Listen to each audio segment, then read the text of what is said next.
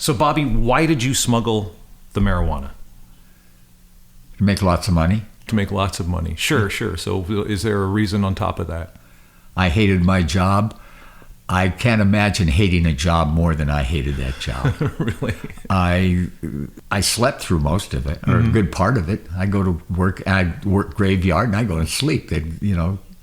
Through a certain percentage of it anyway. Right. I hated the job. I hated being there. Right. And I hated every bit of it. I don't like punching a clock and being at somebody else's beck and call. You be here at 7 o'clock in the morning every morning, blah, blah, blah. It just didn't fit well with me. It's that simple. That's Robert Brewer, Bobby, if you know him. In Panama, they called him the movie star. The colonel in El Salvador thought he was running guns for the revolution. To the yachties at the ranch, he was a mariner with a reputation. During the 70s and 80s, Bobby was one of the most wanted pot smugglers on the West Coast. Then one day he walked through their door and offered his expertise to the very people who had wanted to stop him. I'm Paul Kritz, and this is the story of Robert Brewer, the one they couldn't catch. In October of 2024, a rangy older man appeared on the steps of the community radio station I operated at the time.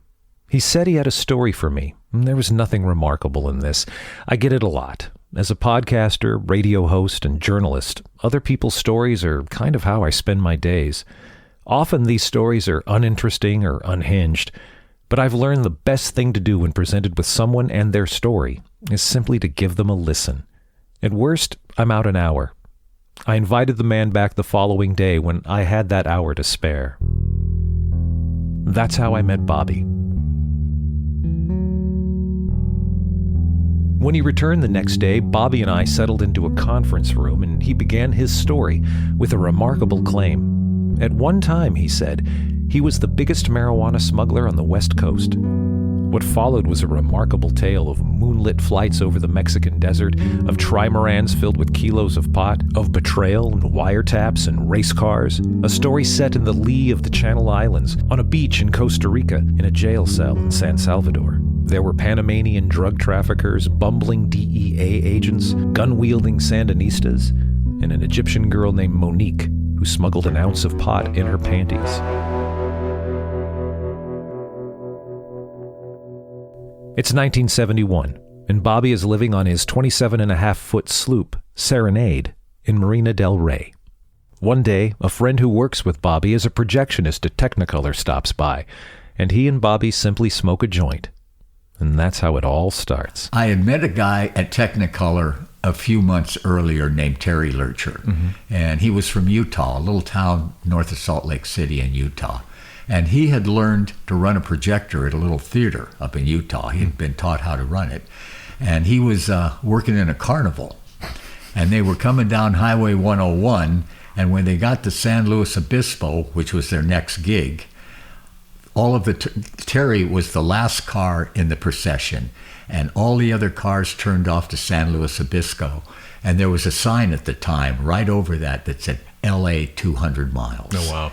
Terry Lurcher didn't turn. He just kept going straight. He wanted to go to L.A. Oh, man. And he got to Los Angeles, and he knew how to run a projector. So he looked in the phone book and found a projection union 165. Well, the theaters are projection union 150. And 165 is only the studios, and you have to be born into it like I was to get into it.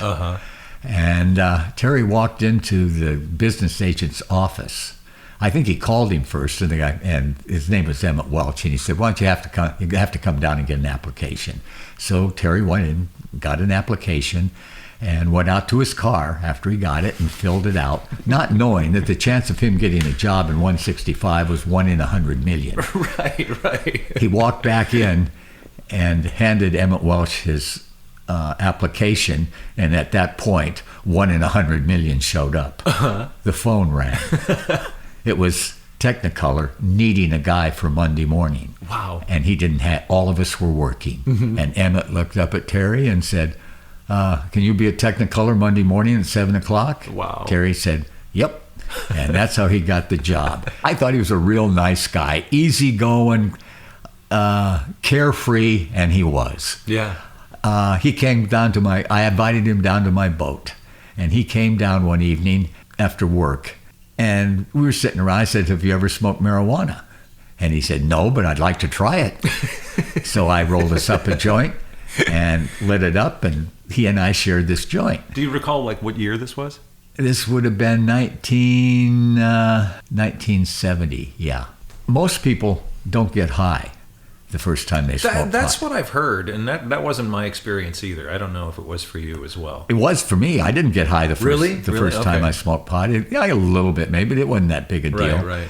But not Terry. Yeah. We smoked that joint, and he was curled up in a bunk on my boat saying, "I've discovered a whole new world." Oh, wow. And boy, had he. Yeah. For both of you, right? Well, what happened was he was only at Technicolor another month or so, maybe. And he came down the boat a couple of times, and we got high. And after about a month, he disappeared. Terry just could not get up in time and couldn't get to work on time. Wow. He just didn't have that in him.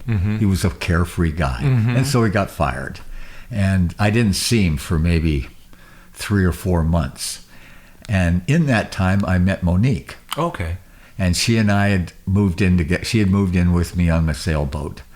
And Terry came down one day. There he was. He said, "Hi, how you been?" We talked a little bit. And he said, "Listen," he pulled out this, what they called a kilo of pot. Uh-huh. It was about really 1.8 pounds, and it was in different colored cellophane. And Like a brick? yeah. Okay. And it was called a kilo, but it was about 1.8, Okay. something like that. And he sold it to me for $70. And I thought, wow, okay. And I bought it. And that brick that he brought me disappeared in about 2 days. Selling it to my friends around the harbor at $10 an ounce. That stuff just flat disappeared. And I'm sitting here with free pot and $100 and some bucks in my pocket. $10 an ounce. Yeah, that's what it cost in those days. A lid was $10. Oh my God. So It's just fun to hear a lid, that term again, too. Yeah. That's like something from a Cheech and Chong record to yeah, me, right? no, everybody got a lid. It was a lid. Wow. That was an ounce. So a couple, maybe another month went by, and here's Terry showed up again. Now he's got 2 of them. Oh, wow, okay. And so I bought them from him too. Was that the deal? He showed up, hey, you want these and then want these? Yeah, Then? so I bought 2 of them from this time. But when he was here this time, he said, "Listen, the guy you fly, huh? You have your pilot's license. You can fly." And I said, "Yeah." And he said, "Well, the guy I get this from said if you want to bring an airplane down there, he can fill it up with pot." Wow, okay, all right. I said, he said, "You want to do it?" And I knew what to do with an ounce of pot. I could sell it to my friends, but I had no idea what to do with an airplane full of pot. Yeah. I was clueless. So I said, "Well, I don't know, but let me check and find out." I go talk to a couple of people and see. And he said, "Okay." And then he left. And so I told Pete, or I talked to him the next day, or I called him there. I can't remember, but within a day or so, I got with Pete and said, "Look, this guy came and said, he's got a connection down there that could fill a plane up with pot. And I don't know what to do with that much. Do you?" Who was Pete? Pete was a friend who John and I raced on his boat. Yeah, no, John and I have been friends by then. Yeah, because you crewed on Pete's boat and all, yeah. Right, but we were crewed on his schooner, La Volpe, and had done very well with it. And a whole lot of it because of John Piner's skill. Right. But we had been crewing on that boat for a while, actually. And so I called Pete, who ran a motorcycle shop out in the San Fernando Valley, Colby Cycle Sales. He was the manager. And I called him up and went out and talked to him. And he said, "Listen," we discussed it. And he said, "Why don't you go down and meet the guy and see what you think?" Now, why did you approach Pete? Because, probably 6 months before Terry showed up, we were all sitting around on his boat one night after a race or something, and the subject of smuggling marijuana came up. And it was just kind of kicked around, and nobody really said too much about it. But after everybody else is gone and just Pete and I were there together, I said, hey, listen, if you ever know anybody that wants to move some marijuana, I'll put it on my boat and I'll sail it up. Mm-hmm. He said, really? He said, I'll keep it in mind. Oh, okay. And and it was dropped. It was never even discussed again until I went to him this time and said, look, this guy's got a connection that could fill a plane up and I can fly, you know. Could you sell it? And he said, yeah, I think so. Mm-hmm. He said, but why don't you go down and meet the guy? See, let's see what we'd be dealing with. Right. You just don't want to show up cold landing in Mexico someplace. Exactly. Right? So I said, okay. Mm-hmm.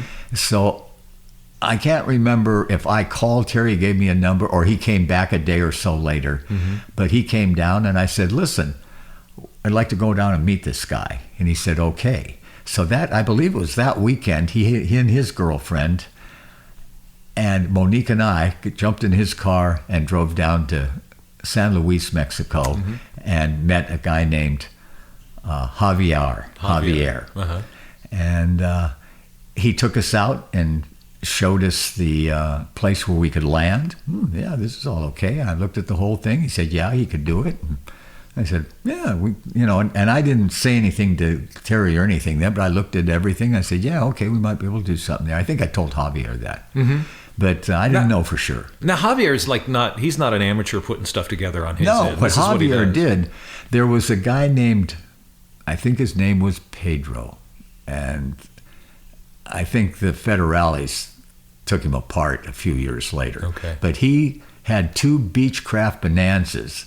One would fly south one day while the other one was bringing a load north. Uh-huh. And then he would go south and to get another load. So every day there was a Beach Bonanza coming to northern Mexico. That's wow. Full of pot from Guerrero, that real good Guerrero pot. Uh-huh. And this was good weed. It was pretty decent. That's and quite an operation. What he did was he offloaded his plane. Uh-huh. He offloaded Pedro's plane for him, and he took some for himself, or he worked out a deal with Pedro, which I'm sure he did. Mm-hmm. And he'd give it to him for so much, and then he'd sell it to us, mm-hmm. because Pedro worked for him, too.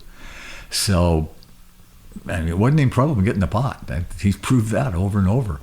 But anyway, so I saw everything, and actually that night we went down to a place called El Golfo de Santa Clara, which is right at kind of the end of the Gulf of California. Mm-hmm. And we were driving down the beach at 60 miles an hour in Terry's car, and he's spinning donuts, and it scared the hell out of me, Monique, and his girlfriend. It just was free and sitting in the back of the guy it was a loose cannon.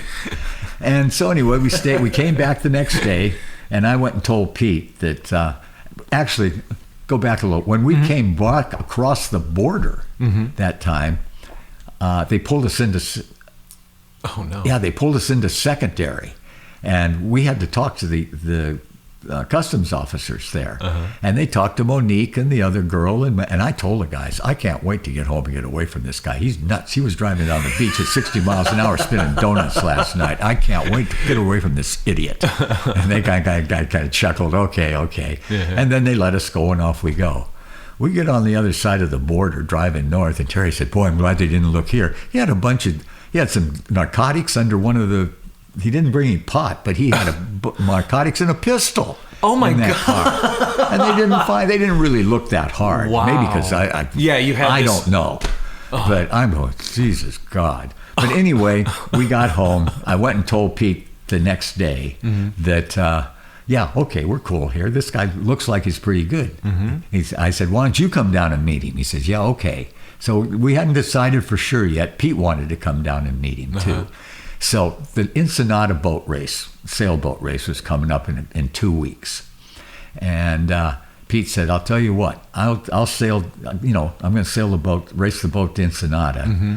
And then why don't you come down and pick me up there in Ensenada, and we'll drive over to San Luis and check this guy out. Okay. And I said, okay. And so that's what we did. Mm-hmm. I didn't go on that Ensenada race. We'd raced a couple earlier with him and whatnot, but off. So that's what we did. Mm-hmm. He took off and went in the Ensenada race, and I picked him up in Ensenada. I had at the time, a little Carmen Ghia. Oh my God. A little black Carmen Ghia, an old thing. Uh-huh. That. A hardtop or a convertible or what was it? No, it was just a little hardtop, mm-hmm. Carmen Ghia. It was a black, but even the black paint had faded out some. It was an old car. So anyway, and boy, I'll tell you, the road between Ensenada and San Luis on the Mexican side of the border is one twisty sucker. I mean, back and forth and back and forth. It's really something, or it was then anyway. Right. Yeah. Who knows now? We got about 2/3 of the way there, and it was late. We stopped and got something to eat. And when we came out, somebody had written in either red fingernail polish or red paint, had written Alfredo on the side, on the right side rear bumper, or not bumper, but fender of the little car Munguia. I thought, cool. We left it there. That's perfect. That car became Alfredo. But anyway, we went on to San Luis and went down, and I took him down to Javier's house, and we met him, and Pete and Javier got on. We all went out to the airstrip. He showed us where it was. Looked good as gold. And we said, yeah, okay, we'll do it. Okay. And so then Pete and I came back and set up to go do it. And what we did, Pete went down with a couple of his friends in a dune buggy. No, the first night they went in a car. I think they just took a car down there.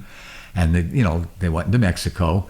They got a hold of what happened. Really, I don't know, because I wasn't there. That's not on your end. Right, Yeah. it wasn't on my end. But they'd taken a car down, and I can't even remember who went. One guy, his name is Brownie Brown or something. It wasn't the normal guys he usually used. I don't think. I don't remember him after the first trip. But we went down there. I went and checked out in a Cessna 210. I had never flown one, a constant speed prop, before. Really? Yeah, I went out and checked out in a 210 from Golden West Aviation out in Van Nuys Airport. And I went up with the instructor a couple of times and checked out and learned how to fly it and all. And then I reserved it for a Saturday night. You're right, because you didn't own the plane. You didn't own a plane. This is a renting. rental. I rented the airplane, a Cessna 210 from him. And Pete went down to Mexico, and before I left to go get him, I told me to call his wife, or it was his girlfriend then, call Karen, his girlfriend, and she would say, go or no, don't go. So if there's anything going on that wasn't right down there, if she hadn't heard from him or something, it was no go. Okay. But if everything was cool, it was go. Okay, great. So just before I left from Van Nuys Airport, got in the payphone there, called Karen, she said, go. So I hung up, jumped in the airplane, and headed for San Luis and the strip down to Mexico. Is it still like light? Is it sunset when you take off? Yeah, probably just starting to get dusk. I knew it would be dark by the time I got down there. And it was. I mean, quite a while. I think it was just as it was getting dark. Okay. I took off. Okay. And it's a couple hours? An Yeah. hour and a half? Okay. All right, so you're flying. I know we talked about this just recently in writing this all down, but we taught you didn't. You're flying without lights when you fly, right? I didn't have lights on that trip. Yeah, I was thinking I was going to be sneaky. Yeah. Just why draw attention? Why to yourself? why show anybody where you are with no reason to? Right. See? And is it legal to do that? No. No, I didn't think. Yeah. Okay. No. All right. It's and we'll find out down the road a ways how stupid it could be. But generally speaking, until about the third or fourth trip, I usually didn't have lights on very much.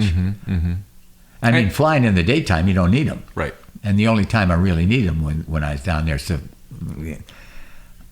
basically, I was lights out until about the fourth trip. Okay. All right. So that first trip, you get down into Mexico. Yeah. You're flying down. Now you're in the desert, I guess, or you're Javier, or rather Pete's waiting there. He's about 20 miles south of San Luis. Okay. That's where the strip is. Okay. Yeah, about halfway between where San Luis is and the Gulf of Mexico. Okay. All right. It's by a place called Rayito, Mexico. It's a little town close to there, fairly close. All right. And it's a little south of that too, I think. But anyway, I flew down there, and I could get pretty close to the area because I knew where San Luis was. I knew where it was in compared to that. And you could see Mexicali off the woods you're flying along, see them both. And I got down, and I couldn't find Pete. What were you looking for? I was looking for his lights. Okay. And I had told him, I said, all you have to do is shine the lights down the runway and I'll just land over the car into the lights. Okay. That's what I told him, up here before he went down. That's all he had to do. Just do that, get on that runway, and I'll come in and land. Mm-hmm. And by runway, you mean it's just desert. It's not runway. About 1,800 foot it wasn't an airstrip. But it was a place that could have been an airstrip. It could, and it may have been. Other people may have used it because there was a pond of water or spring there that people did go duck hunting at, I guess. Wow. Okay. So you could land. I mean, in the daytime, it's easy to land a plane there. Mm-hmm. It wasn't a strip all the time or everything, but it was 1,800 feet of nice flat ground that was kind of gravel and desert and easy to land on. Right on. And so anyway, I went down there. I didn't think there'd be any problem finding him because he had the lights on and, I'd see his lights and all. Well, I got down there and I couldn't find him. Oh, man. I flew around for at least a half hour just around the area looking for him. Mm-hmm. And we had walkie-talkie. But I just couldn't find him. Could you get him on the radio on the I walkie-talkie? didn't try for a while. Uh-huh. I don't know why. It wasn't too smart, I guess. But I figured he had to be there someplace. And I looked, and after about a half hour, I see this car lights going along the road. I thought, oh, that's them. Well, let me see. So I came and made a low pass right over the front of the car. Yep, it's them. Yeah, how cool. could you? Then I got him on the radio. Hi. Okay. Just shine the lights down the runway. Okay. So they stopped. So were they late? Do you know? They were moving when he came. Yeah. I think what I think I learned later, I didn't know it at the time. He didn't put me on the right place. Right, and I had no idea of this. I just looked down. Here they were. I said, shine the lights down the runway. He said, okay. They sitting there, and here's the lights going. Okay, there we are. Okay, all right. So I went around to come in over the car and land in the lights like I told him I could. Mm-hmm. Well, I came in the first time. I got all set up, coming in to land. And as I went over the car into the lights, they disappeared in the blink of an eye. Right. They were gone instantly. And I'm landing into this big black nothing. Oh, wow. I poured the power to it and went around. Mm-hmm.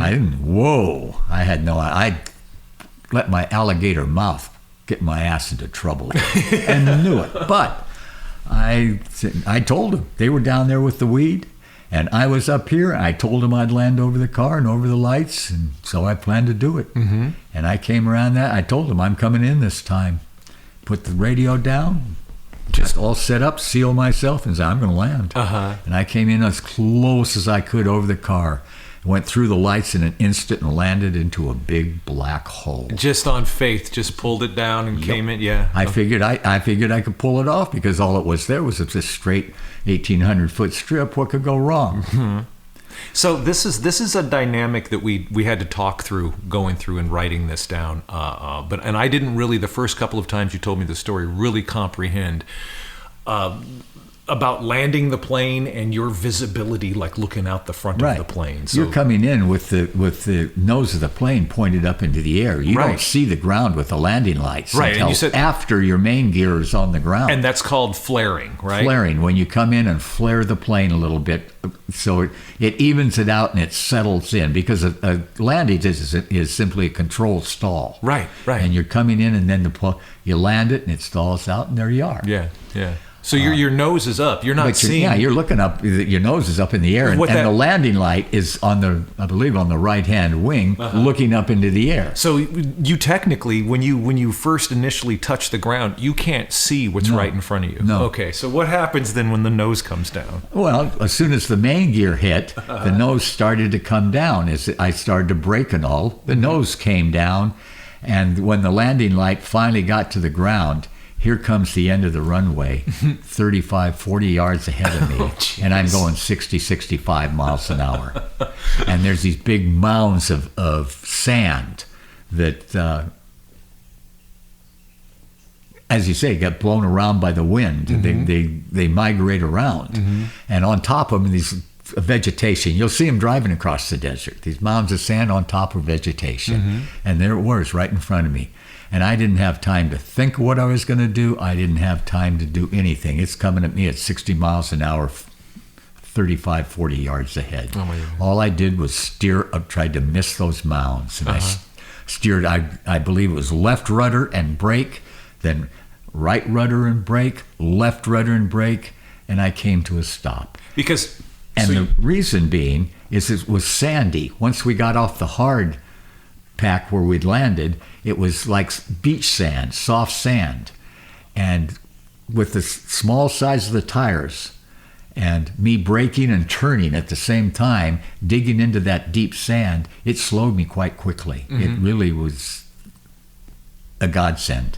And you go left first, left rudder and brake, and you go around that first mound. Yep, I went around. I went to the right of the first one, and then there was another one. So I went to the left of that one, and it was just kind of a zigzag thing. Right, it's like a slalom by three of through them. Yeah, oh my God. And I came to a stop, and I'm sitting there in the desert looking around in the landing light, and I could remember seeing the wheel, the prop still turning, no problems, didn't have any problems. Wow. I spun the plane around in its own length and followed my tracks in the sand back out to the hard pack. Wow. And at that point, here comes this car with Pete in it and all. And they stop, and this one guy, I think his name was Brown, but I didn't see him after that. I don't know who he was really. But he almost ran into the propeller. He didn't see it. It's spinning in the night. Did he have the study come and No, get out? he didn't have. He was get just out? running up to the plane, and then he caught himself about 5 feet before he ran into that prop. Wow. Whoa, Wow. right there. Oh, God. And he fortunately didn't. Yeah. But they pulled up, threw 77 kilos in the back seat of the plane. Pete jumped in and said, "Let's go." Okay, so before we go with Pete, what 77 kilos look like that first night for you? I believe it was in 3 garbage bags. Really? Yeah. Loose weed? In the, Oh, yeah. okay. Yeah, it's always loose weed. They just push it into castales. And Castales, again, what's that? they're big burlap sacks. Okay. That they carry all kinds of everything from potatoes to whatever. So it's like a bushel sack, sort of, or Yeah, something? they're great. They're 3 feet high and probably a foot, 2 feet around. And they just threw. So you guys threw that in the garbage bags? Yes, Then? Okay. they put these, and I think there were 3 small. I can't even remember. I remember 77 kilos. Right. That's all we had money for. Right. So what's that cost? How much did you pay out that first time? Pete took care of the money part of it. Right. I remember giving him $1,200. My last $1,200. That's what you had. I had $12 left in the bank when I took off to go get this. Oh my God. Okay. Anyway, we tossed it in, and he said, "Let's go." And I poured the power to it, and we had a flashlight. He put a flashlight up at the other end of the strip to keep you straight, so you don't, wander off to one side or the other.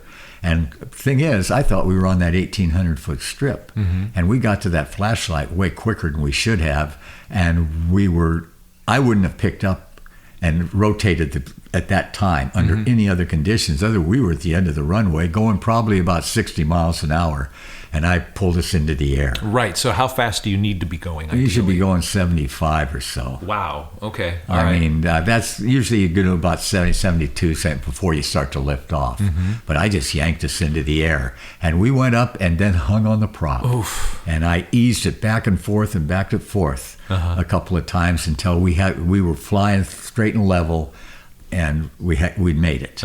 And then I reached down and picked up the gear, and then the difference is unbelievable. Yeah, you talked about we just kind of, because we got clean. Yeah, that changes. We took off then. Right. We only went about 200 feet in the air, 150 feet in the air, and we're zipping across, heading for the north towards the border. That's where you leveled out, flying that low? Yeah, about 150 feet. Why is that? Stay under the radar. So wasn't there. That's what I was going to. So you want to be stealthy. How stealthy in that the summer of 1972? Yes. How stealthy did you have to be? Really? Didn't have to be at all. They didn't have any radar that could track you at all. There was nobody to track you. I mean, radar was up there for the commercial flights, and Right. I guess for national security. Yeah. But trust me, a little plane coming across the border, lots of them did it every night. Yeah, It was right. not a national security problem. Wow. They didn't even, they couldn't follow you. It's different today. Yeah, it is. They started. When did all that change? when they started putting the radar balloons up. Oh, wow. When was that? Like 80s? Were they getting serious about drug trafficking then? Oh, yeah. Yeah. It was up before 1988 because that's when we were going to do the last one, and they were up by then. I didn't know it. And then I figured it out. This is a bad idea here. And so we didn't do it with any light planes there anymore. Okay. All by sea after that then? Yeah. Okay. All right. And, well, we'll get into it later, but that last 210 I had, we were going to do something there, and then I said, Oh, wow. Okay, yeah, because somebody will scramble the jets then. Yeah. Right? Yeah. Oh, man. And when they go high tech, you go low tech. That's how you defeat it. Oh, wow. Okay. That's how you defeat high tech. They go the higher tech they go, the lower you go. Right. It's true. Think about it. No, that makes perfect sense, right? You're not playing one-upmanship with them and their tech and what you can determine and see and all. Yeah. Yeah. Wow. Okay. All right. So flying back, you're 150, 200 feet up. That's got to be a beautiful sight, though, flying in the night like that. And the first night we're flying along, and a lot of the farmers down there do their farming work and they're plowing at night because it's like 105 degrees at night, 104, 103 at nighttime. In the daytime, it's just sweltering. Right. So they go out under lights, with their lights on their tractors and do their plowing and stuff. And we're zipping along. We're going over this field, and I look down and see this guy, 150 feet below me on his tractor, and he looked up at me, and I looked at him, and he waved, and I think he saw me wave back.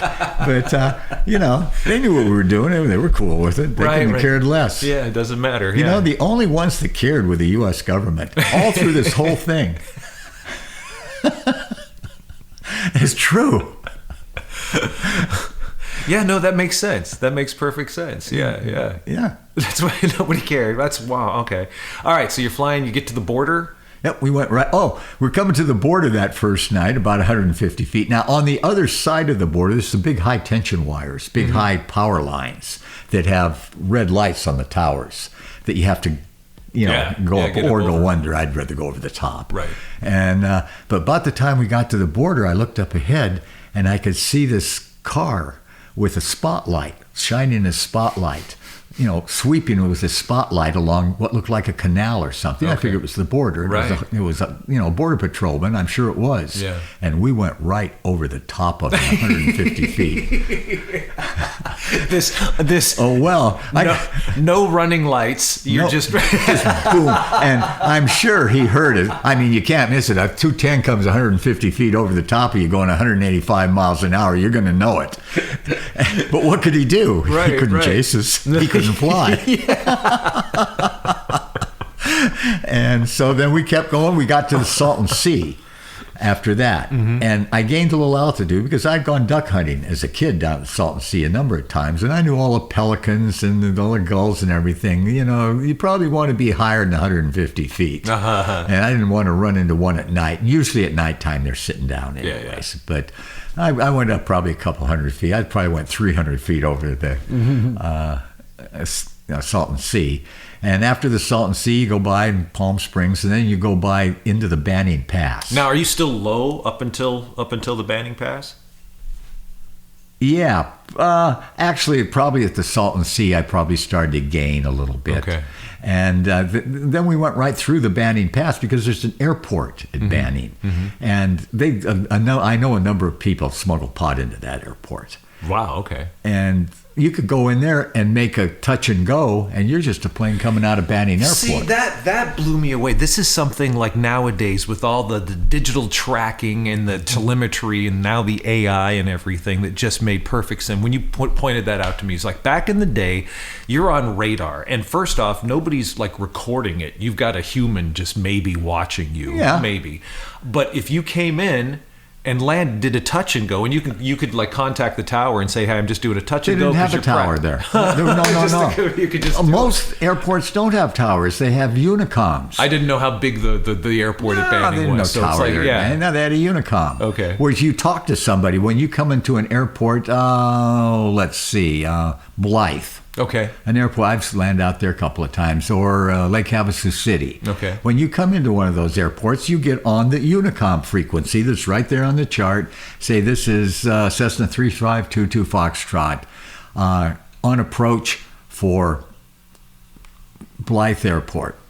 any traffic in the area. This is on approach. Who are you talking to? You're talking to any other airplane that would be coming in there or leaving there because they would be on the Unicom. So you're not okay. You're talking to other. Oh wow. Anybody that should be on that Unicom right, channel and somebody's saying no, would know that you were there. And they're saying no, I'm coming in. Hold off or whatever. Make another pass. Do whatever. But you don't have an air traffic controller. Exactly. You're your own traffic controller. Right. Okay. In fact, I was taking off from Blythe a few years later, and I was in the air at probably about 500 feet after I'd taken off from one way, and there was no wind out there that day. And all of a sudden, right up ahead of me was another plane landing. And we both, when you get in a situation ahead, you both turn starboard. So you both go in opposite. And we both turned starboard and went by. And just a second after he went by, the other plane went by, over the Unicom, a guy said, "Hi there." That's good. I said, "Hello. How you doing?" And he said, "Sorry about that." I said, No. It's two-way street. Have a nice day, man. Keep the shiny side up." He said, "Cool. See you later." Nice. But I mean, this is just two planes coming together, and then afterwards we had a little conversation. That's it wasn't either of us our fault, but we both knew what to do. Yeah. And it worked out just fine. Right. And but that's how you handle Unicoms. Okay, so what got me was that you could come in then and do a touch and go. So I imagine you won the Unicom. I could, but I didn't. I know never you did didn't. one. But I would go by the airport. Sure, because then anybody watching that you just look like a plane that came out of that airport. Just came off of that airport. Wow. But they don't see you until you're in the air at center or someplace else. Right. So it's awful hard. They can't be chasing targets around. It doesn't work. But anyway, then once we got there, I started gaining altitude to go through the LA Basin. And we got up to, and what we were heading for was the Gorman VOR. Okay. And I had the Gorman VOR right on the Omni Range and right across LA. But we went up to about 6,000 feet then. So slowly climbing to go over Gorman. And we got out there, and then at Gorman VOR, we made a left turn up the Central Valley. And Elkhorn Valley was about 25 miles to the left. Okay, let's talk about Elkhorn Valley, because it's become, since we visited that place, and I've shown you my desktop on my computer here, watch, is a different picture. I changed, I went to this picture. So that's Elkhorn Valley, and the road comes up and turns that way and goes down. Yeah, okay, yeah, it is. Tell people about Elkhorn Valley, what it is, where it is, how you found it, and what Elkhorn Valley, Pete found it. We went out there, and I don't know. Pete was a dune buggy racer. I think he finished second in the second Baja 1000 or something. I mean, he was good. Wow, okay. Yeah, Pete was good on a bike and racing dune buggies and that sort of thing. He was real good. And he got the information from someone, one of his old dune buggy guys or whatever, because this is a place out in the middle of nowhere. Actually, it's right exactly on the St. Andres Fault. Oh, wow, okay. Just a bit west of Taft. And just to show you how absolutely clueless I was, I didn't even know Taft's airport was there. Okay. And we were going to come within a few miles of it. I mean, most guys that fly would check all this stuff out and see what you had available. Me, I was up in my head was up in the sky someplace. We came into Elkhorn Valley the first night. There's a 2,600 foot mountain, peak of a mountain just to the east of Elkhorn Valley. It's kind of what forms it. And then to the west is just lower mountains, and then nothing until you get to the coast just about. Right. And there's nobody in there. And there probably won't be. And when we went up there, it's been 50 years and it hadn't changed. Still nobody. More vegetation. Yeah. And Pete and I drove out there. He said, let's go out and look at this place. And so we drove out there before the first trip. The place, when we drove up over the hill there and you looked down and said, wow, there it is. Yeah. Same thing the first time I saw it. I said, this is perfect. Absolutely perfect. Why? What's perfect about it? Because it was perfectly flat. It was hidden back away from anybody, out in the middle of nowhere. It was probably 2.5, 3 miles long and a mile wide. You could land a 747 there. And wow. And the thing is, there was no rocks, no bushes, no ditches, anything. It was just a nice, perfect little valley to land in with a road going right down to kind of just looked like it was just a center then. It looked like it was kind of on the west side. It did look now. like, yeah. And I think it was just it was just like it was when I was there. It just looked a little, 50 years later, it looked a little different. Right. But we looked at that, and I said, this is perfect. Yeah, perfect. So we went down there and looked around, turned around, came back. That's where we were going to land. Mm-hmm. So Pete probably took Jim out there, who was going to pick up for us. Yeah, right. Show him where to go. And where to go and everything. Well, yeah, of course, because Pete's in the plane with you, so yeah, right, so he couldn't. But anyway, Jim knew where to go. Mm-hmm. I didn't ever even ask how. I'm sure Pete showed him where to go, or took him out there and showed him. Yeah. But we got to Gorman, headed up, went around Elkhorn Valley, went around that, by just to the east of that, or just to the west of that 2,600-foot peak, right into the valley. Wow, no problem. Went out, made a big turn. There was Jim down below in his car. Mm-hmm. And we had a van to pick up the stuff, and he went out and put 3 lights just next to the road. I was going to just land next to the road. Everything worked perfect. Everything was hunky-dory, no sweat at all, except for one little item. Uh-huh. You lost your depth perception to the ground because there was no bushes, no rocks, it's just no a gray anything. Nothing. It was just a gray sheet. Was there moonlight, you remember? Yeah, it was moonlight. It was nice, but all it doesn't matter. It's just undifferentiated. When you're down there right next to it, it's all gray, and you don't have any depth perception. So I couldn't see how close I was getting to the ground. Uh-huh. And I came in with that 210 and didn't flare it. I hit the ground without flaring that plane. The front wheel hit first, undoubtedly, and then the main gear hit. We probably bounced 50, 60 feet into the air. I've said higher, but when I really think about it, probably 50 or 60 feet into the air. But I had to add power to keep from stalling and crashing the plane right there. Wow. And I did. And we came down a second time, and I landed. We came in pretty smooth. I hit it right on the button the second time, except here was Jim and his van. Like right in front of you? About 100 feet in front of us. Jeez. And again, landing, you're doing what? I'm coming in at about, right then I was probably doing about 70, 65 or 70. So just imagine driving down the highway and doing 65 or 70 miles an hour, and there's somebody 100 feet in front of you. And you 150 feet in front of us. Jim I saw him run out of the way. He was right there, and he went running out of the way. But then here was his van. Once again, I hit left rudder and brake as hard as I could, and the plane snapped sideways. And we slid by that van with the front of the plane and the back of the plane went by that van at the same time. Wow. Sliding sideways in a Cessna 210, and we slid for 50, 60 yards. Oh my God. And then I hit right rudder a little bit. We kind of straightened out, kind of went up the little hill right at the end there and stopped. Oh, geez. And Jim came up, we tossed the 77 kilos in his van, and off he went. Mm-hmm. And then we give him a half hour, right. So no one would put his lights and our lights together, or a plane and those lights together. Mm-hmm. And we gave him about a half hour. I walked up the valley about maybe 1,000 feet, put down a flashlight, turned it on, and aimed, what we were going to aim for, and then put a couple of rocks around it, knowing that it would go out by dawn. Right. We got all set up. Oh, but coming up, I'd flown on, the extra time I'd find looking for Pete down there. Uh-huh. I'd done the work on the charts before. I thought, we got enough fuel to do this. Mm-hmm. But by flying down there, all the extra time we took, by the time it was all said and done, when we were flying back up, about the time we got over the LA basin, Pete happened to look over and see the fuel gauges, and they were both sitting on empty. Uh-huh. About then, he said to me, "Did you make sure you topped this off?" And I said, "Oh yeah, line boy did it." And I looked at him. He looked at me like I was crazy. He looked at me like, the line boy. I mean, how stupid can you be? That you check yourself. Oh man. Now the thing is, Pete didn't know anything about flying then, and you don't really fill your own plane. The line boys fill your plane for you. They don't want you up there stumbling around and you know.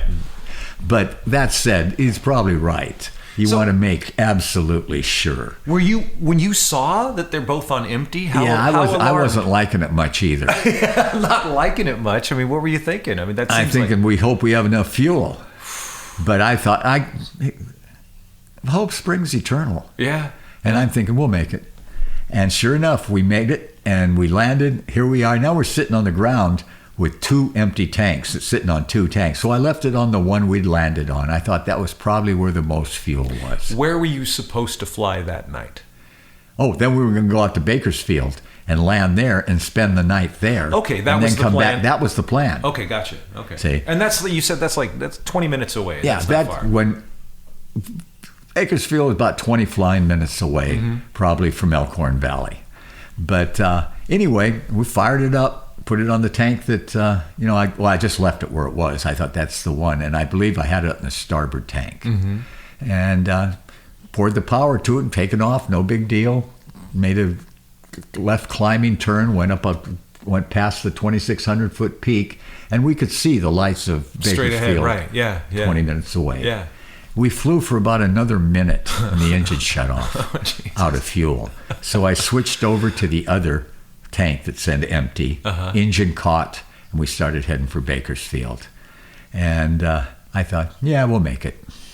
We flew for maybe another minute, and I happened to look down, and there was a white and green flashing beacon, an airport. Oh, my God. And I said to Pete, we're going right there. And I reached up and pulled the power back on the plane, and I didn't add power till we were on the runway. And hey, and there you couldn't even see it, but as we came down, there were the lights. All of a sudden showed up. You just had to be coming in to see the lights, or they came on when a plane would. I don't know, but there were nice. I had to power 1,500 feet up that 3,000 foot airstrip to get there, and we pull up. It's 2:30 in the morning, and we shut the plane off. And I could hear a dog barking. And I looked up on the hangar. It said Taft, CA, Taft, California. Oh, cool. I didn't even know that airport was there. Wow. How dense. Wow. I mean, I was such a dumb kid.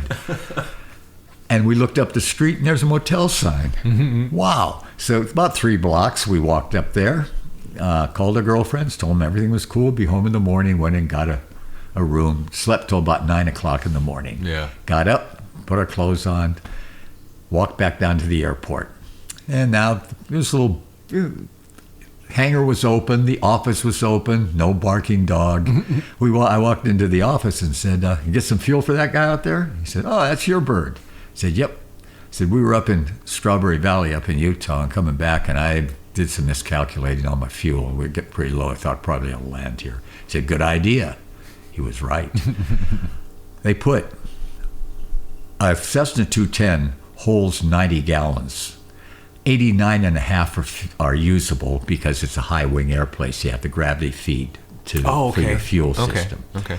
I mean, you still have fuel pumps, but you don't have to pick it up. It will, gravity will bring it down. And we put 87.7 gallons into that plane. Means we had about 1.8 gallons left. Wow. A 210 burns 1 gallon every 5 minutes. Bakersfield was 20 minutes away. Wow. We would never have made it. Oh, my God. Had I not seen that airport, I don't know if we'd have gotten killed, but I would have made a nighttime dead stick landing in the middle of some agricultural field out in the middle of the Central Valley right there. Wow. Oh, my God. Yeah. So, I know we talked about, and I don't know if you want to put this in here too, talking about the pulling back, the fuel maintenance or regulation, and the 25 degrees and all of that stuff on the 210. I don't know if you think if that's an issue or not. 'Cause I know that's a question. I've never found anybody that can really tell me exactly what it is. But on a 210, when you take off and once you get stabilized, you lean the mixture by using the exhaust temperature gauge, and there's a gauge for it. And what you do is lean it up to peak and then back it off 25 degrees. I leaned it up to peak on this first flood down there and then forgot and didn't back it off. And to this day, I don't know why I didn't. So, and that means it was a brain fart. And that means, first time doing this too, right? But and when you checked out on the 210, had you done that? Taken off and all of it? All the instructors showed me just how to do it and everything. I just failed to back it off 25 degrees. And to this day, I don't know why. Because you used more fuel than you would have. You just have no idea how much more fuel you actually used. We used less fuel. Oh, really? than we would have, because if I had backed it off, we would have enriched it 25 degrees. Enriching it means you put more fuel into it. I forgot to back it off that 25 degrees. That means we use less fuel than we used to. Oh my God! So I don't know.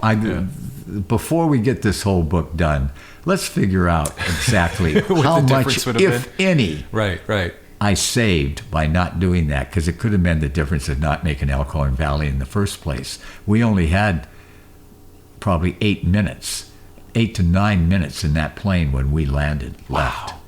I might have saved us. Yeah. I don't know yet. It'd be interesting to find out. Wow. Okay. A little bit in a situation like that can mean a whole lot. That's crazy. Oh, Yeah. wow. Okay. And I figured it out the next day. After I got back on my boat, I was sitting down on my sailboat, and I didn't back that off 25 degrees. Wow. And then I've thought about it ever since, but I never really checked it out. After that, I did. Yeah. After that first flight, I did. Yeah, flying it that way, yeah. And as we get into it farther, on the third flight, the engine in that plane was being rebuilt. Well, I'm sure. I don't know if I was the reason or not. but so because you flew it hotter for the whole flight, I flew it hotter than it needed to be flown. Wow! Oh my God! Both ways, right, yeah. So you finished that first flight. Yeah. You personally have spent $1,200 on this flight. What happens then after that? A couple of questions. What happens to the weed, and at what point did you realize this was just the first flight? When did you decide to go back? Or was that always the plan? Oh, I don't think we ever even talked about not doing it again. Really? Okay. Oh, yeah. No, it made it work. And, well, look at this. Yeah. And it all worked other than almost crashing the plane and put me on the wrong place. Now, Pete made the big mistake in the beginning, granted. And he never apologized, never said, I'm sorry, never acknowledged it.